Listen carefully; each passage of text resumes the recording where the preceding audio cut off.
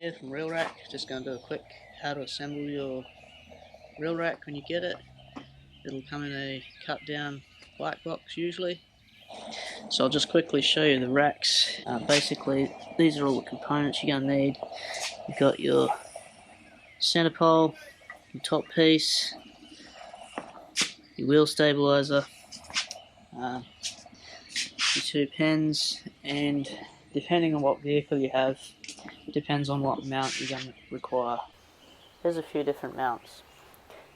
Basically, if you've got a tow ball mount, you want a 10mm Allen key. If you've got a square hitch, you want a 24mm socket, or a spanner, or adjustable spanner. It's a really good idea to use some form of thread locker. I prefer the Loctite 263. Spanner sizes you're going to need. For all the racks, you will need a 13mm spanner, 16mm spanner, and a 19mm spanner. If you don't have these, you can just use a crescent. Once you have your mounts fitted to the vehicle, put the center pole on using your 12mm bolt and nut, and your two washers go on either side with a little bit of thread locker. You just want to do this up finger tight at the moment. Once you stand the pole up, you can tighten it up properly. Next, your wheel stabilizer and your little bracket to go with it. This will use the two 8mm high tensile bolts, and same deal, bit of thread locker. You can do these up reasonably tight. You don't want to crush the tube or snap the bolts though.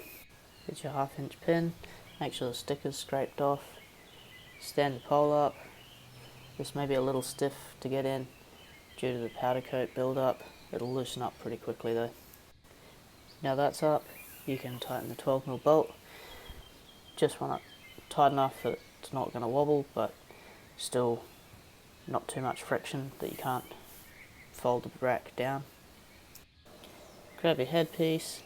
The 2 and the 4-bike rack have the same mount system. That's these two little pins.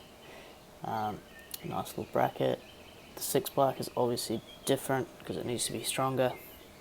This will be your two 10mm nuts, the 16mm spanner, and put some thread locker on the threads before you put it on properly. These little ones here, you can, if you want, if you need to, loosen them off. If you've got kids' bikes or something, a lot of kids' bikes, you can lift this part up and then tighten them back up again, and it'll hold it up. Or otherwise, if you've got general bikes, just leave it down.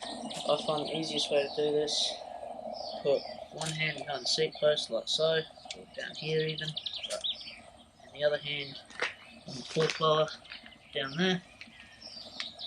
Want to bend your knees so you don't hurt your back. Up and over the side of the building in the right place. Tie the top on.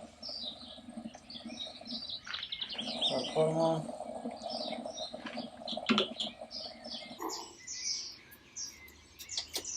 There you have it, guys. Thanks for watching the video. Hope you enjoyed it, found it helpful. See you next time. Cheers.